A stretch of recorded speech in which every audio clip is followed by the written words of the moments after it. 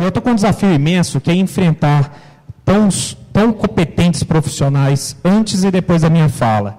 E, principalmente com o que o professor Fernando acabou de comentar, o meu é quase o caminho inverso, porque eu estou trabalhando com a arbitragem.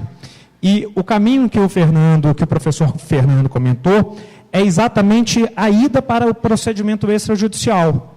E aqui, o que eu vou abordar hoje é o caminho inverso. São os casos que estiveram no extrajudicial e que foram judicializados, que são os meios de impugnação judicial das sentenças arbitrais. Só para eu saber aqui, quem desse auditório já participou ativamente de algum procedimento arbitral? 2, 3. Quem tem vontade de participar de procedimento arbitral? O procedimento arbitral realmente é algo interessantíssimo. Eu tenho um projeto, no final eu vou soltar o meu WhatsApp. Aqueles que têm essa vontade de falar, por favor, me chamem que em outra oportunidade eu explico melhor esse projeto. O que eu vou trabalhar hoje com vocês são a sentença arbitral, o due process paranoia, impugnação judicial da decisão arbitral e problemas da judicialização da arbitragem. Primeiro, a sentença arbitral, ela está trabalhada lá na Lei 9.307, que trabalha com a sentença arbitral produzindo exatamente os mesmos efeitos da decisão proferida pelos órgãos do Poder Judiciário. E lá no Código Novo de Processo Civil, no artigo 515, a sentença arbitral como título executivo judicial.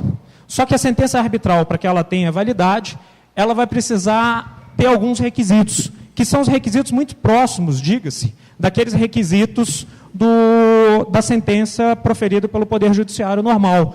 Dali eu destaco para vocês: fundamento, dispositivo, relatório, data e lugar. Diferença nenhuma em relação às decisões proferidas pelo Poder Judiciário. E, na mesma lei, trabalha com algumas coisas que determinam a nulidade das sentenças arbitrais. Essa nulidade ela pode acontecer quando houver eventualmente falha ou nulidade no compromisso arbitral propriamente dito, quando for emanado de algum árbitro que não tinha competência para poder proferir aquele julgamento, quando for proferido fora dos limites da convenção de arbitragem, na primeira audiência, quando se assina o termo de arbitragem, alguma coisa que for deferida além daqueles termos, ela pode determinar a nulidade da sentença. Não decidir todo o litígio, comprovar que foi com prevaricação ou outros. Mas o que eu vou chamar a atenção de vocês, apesar de todos esses, é o que está disposto no último inciso, que são os desrespeito aos princípios que trata o artigo 21, parágrafo 2º. Esse princípio, esse artigo 21, ele trata com 4 princípios principais: contraditório, igualdade, imparcialidade e o livre convencimento dos árbitros. Desses, de novo, como meu tempo é só de 15 minutos e eu pretendo não receber o cartão vermelho, eu vou trabalhar só com o princípio do contraditório. E para poder trabalhar com esse princípio do contraditório, eu vou um pouquinho longe. A gente vai sair daqui do Brasil, vai lá na Inglaterra, onde existe o Arbitration Act de 1996. A arbitragem internacional, para quem atua ou para quem gosta do tema, sabe que Londres é um dos melhores lugares e um dos mais estáveis para poder se trabalhar com a arbitragem, e é exatamente de lá que eu vim trazer essa regra aqui para a gente poder tentar trabalhar. No capítulo 33, ele trabalha com alguns itens que são uns princípios para o devido processo legal na arbitragem, que determina que o juiz deve agir de forma justa e imparcial entre as partes, dando a cada parte a oportunidade de apresentar o seu caso, adotar procedimentos adequados às circunstâncias do caso em questão. Esses princípios que são tratados nesse capítulo 33 da regra inglesa, ele se transforma em 4 itens principais, que são o direito de apresentar o seu caso, o direito de ser ouvido pelo tribunal, o direito ao contraditório e o tratamento igualitário.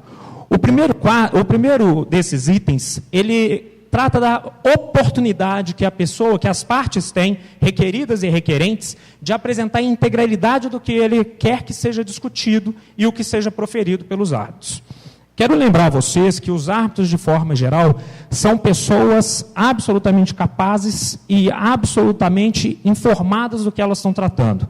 E diferente do que acontece no judiciário, que às vezes desanima grande parte de nós, advogados, que quando vai fazer uma sustentação oral, os desembargadores estão olhando o WhatsApp, estão olhando o celular. Alguns, tá, gente? Eu não estou generalizando de forma nenhuma.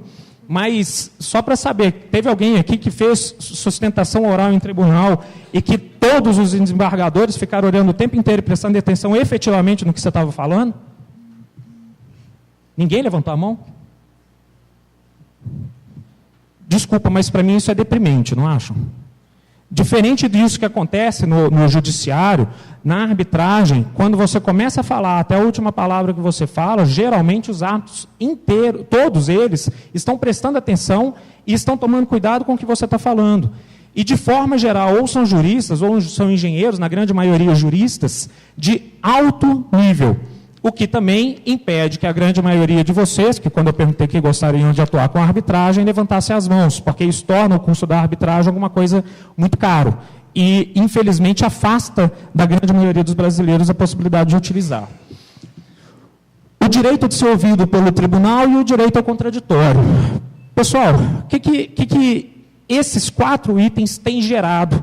E, para quem atua aqui na arbitragem, eu estou diante aqui de um advogado que eu admiro imensamente, que é o Alexandre, e que certamente no escritório dele trabalha muito com a arbitragem e já passou por isso também.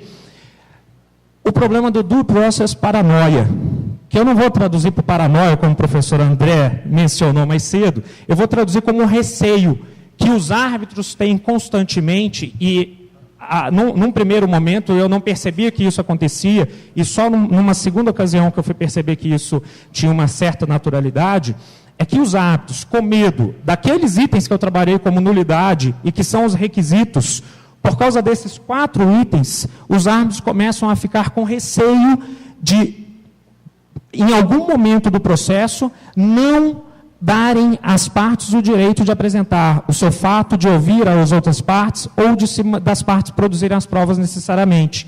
Isso criou o que a Queen Mary e o University of London designa como uma relutância percebida por tribunais arbitrais para agir de forma decisiva em certas situações, por medo da decisão ser contestada com base em violação ao devido processo legal. O que acontece? Na arbitragem, a gente tem muito mais flexibilidade de lida do que no Poder Judiciário. Então, é comum que as partes, juntamente com os árbitros, acordem o calendário processual, acordem as datas das audiências. Geralmente, a gente não recebe aquela pauta já pré-determinada pelo Poder Judiciário e que você não tem a menor opção de mudar. Geralmente, na arbitragem, você tem a possibilidade de discutir, sim, as datas em que todos aqueles procedimentos vão acontecer.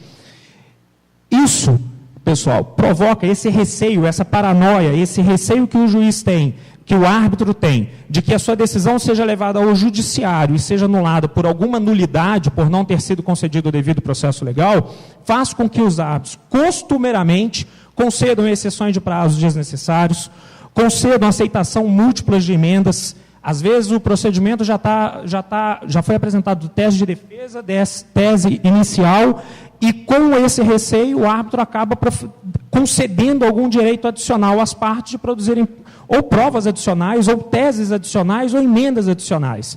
Então, concorda com a inclusão tardia de teses, concorda com a inclusão tardia de provas, concorda com alegações constantes, com alterações constantes no calendário processual. Esses itens todos, apesar da gente imaginar que isso não aconteça no Brasil, não teve nenhuma arbitragem da qual eu tenha participado que não tivesse tido alteração do calendário processual, que não tivesse tido alteração da agenda, ou que não tivesse tido algum tipo de prova adicional. Acredito que já deve ter acontecido isso com vocês também.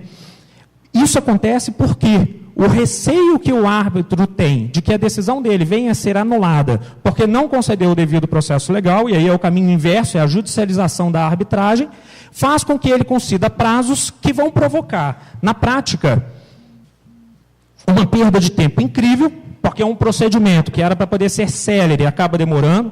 Na semana retrasada, a CCBC, que é uma Câmara Arbitral Brasil-Canadá, ela apresentou um dado que os procedimentos médios daquela Câmara estão demorando em torno de 16 meses. Na verdade, era para poder ser mais célere do que isso. E existem processos que estão demorando, às vezes, 25, 30, 36 meses. E o que é o pior? Eu já ouvi de colegas advogados, às vezes, quando a gente faz parte, somos várias requeridas, de um dos colegas falar entre a gente como estratégia, o que eu acho algo, desculpa a expressão, mas eu acho algo tosco. Vamos pedir essa prova adicional, mesmo que ela seja desnecessária, só para o árbitro indeferir e a gente ter motivo para depois tentar anular a decisão. Ou seja, alguns de nossos colegas fazendo maneiras de que essa paranoia, esse receio dos árbitros se torne uma realidade, para tentar utilizar isso como fins protelatórios. Porque, na verdade, a sentença arbitral, a ideia dela é que ela seja cumprida. A gente não precisaria aguardar o procedimento de execução para poder pagar ou para poder entregar a indenização. Parece que é da cultura nossa, dos brasileiros, que a gente não cumpra a decisão judicial. A gente cumpra a decisão no processo de execução quando algum bem já foi expropriado, já foi penhorado, já foi levado a cabo. No procedimento arbitral, no mundo inteiro, é comum ter a decisão e se pagar. Aqui no Brasil, essa paranoia, esse receio, está provocando perda de tempo e perda de dinheiro. E isso, gente, a parte, quando ela encontrar qualquer um desses itens que possa promover a nulidade da decisão, ela pode recorrer ao judiciário, pelo artigo 33 da Lei 9.307, para que o judiciário declare a nulidade daquela decisão. Feito isso, o judiciário não vai decidir. O judiciário vai devolver ao tribunal arbitral para poder voltar a fazer a avaliação daquela matéria. É o que está disposto no parágrafo 2º. Então, no final das contas, a grande maioria das vezes, quaisquer discussões em relação à sentença arbitral são meramente protelatórias. E pior, o novo Código de Processo Civil, ele trouxe um artigo terceiro, o parágrafo 3º desse artigo, que permite, na impugnação ao cumprimento de sentença, alegar a nulidade da decisão. Então, imagine, a parte vencida já não pagou, aguarda a execução daquela decisão, depois que recebe a citação, impugna, requerendo a nulidade. O que você faz com o procedimento arbitral? Você simplesmente joga ele por terra. Um procedimento que era para ser célere, você protela o máximo possível e acaba trazendo os problemas que o professor Fernando havia comentado aqui. Então, a gente tem aí a nulidade, impugnação judicial da sentença arbitral, através de uma ação de nulidade, que está expressa lá no artigo 33, ou através de uma impugnação ao cumprimento de sentença. Não sei como é que está meu tempo. Então, estou dentro certinho.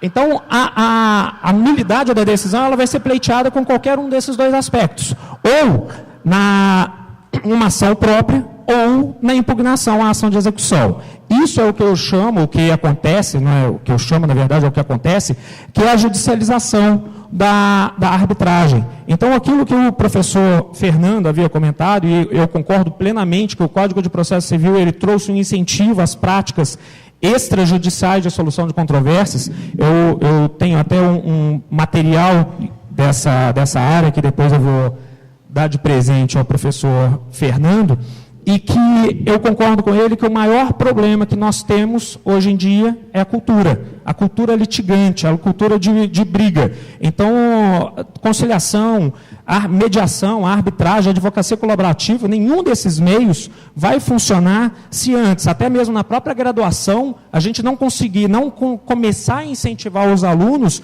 de que a briga, a porrada, o litígio não seja o único meio fácil ou existente para a gente poder solucionar aquela controvérsia. Na verdade, o que a gente precisa é fazer a justiça, realmente é trabalhar com a justiça, é entregar a justiça, e não necessariamente o judiciário, e não necessariamente o litígio, ou mesmo a arbitragem. Então, ao se judicializar a arbitragem, a gente, de novo, vai gerar alguns problemas. Só para vocês terem uma ideia, na Inglaterra, de 1996 para cá, eles tiveram 120 casos de tentativa de nulidade de decisão arbitral. Nenhuma obteve sucesso. Aqui no Brasil, eu tentei fazer uma pesquisa jurisprudencial e achei o processo mais antigo que eu consegui, e aí depois eu parei, achei em 2012. Antes do nosso Código de Processo Civil, algum tipo de decisão, algum tipo de procedimento judicial tentando anular uma decisão arbitral. Em 2012, numa busca, eu achei até 2012, 120, procurando só Minas Gerais e São Paulo. Então, imagine o resto do Brasil. Então, olha como é que a gente está invertendo, a gente está trabalhando com uma judicialização daquilo que deveria ser extrajudicial. Então, do mesmo jeito que o Código de Processo Civil incentivou, ele também trouxe alguns percalços e alguns incentivos adicionais. De novo, os problemas da judicialização são o tempo, o dinheiro e, o pior de todos, a confiança. Como que eu vou justificar para o meu cliente que a arbitragem é um caminho adequado a se solucionar os conflitos, se depois de uma decisão arbitral, correr o risco da outra parte, da parte requerida ou requerente, a que perdeu esse procedimento, recorrer ao judiciário ou ir até o judiciário para poder tentar trabalhar com uma reversão daquela decisão, provocando tempo. Então, na verdade, para mim, o pior dos problemas desse é a questão da confiança. Eu vou encerrar por aqui, dentro do tempo que eu tive certinho ali, deixando aí o meu muito obrigado a todos vocês. Espero que alguma coisinha, pelo menos eu tenha crescido aí dentro do sábado de vocês.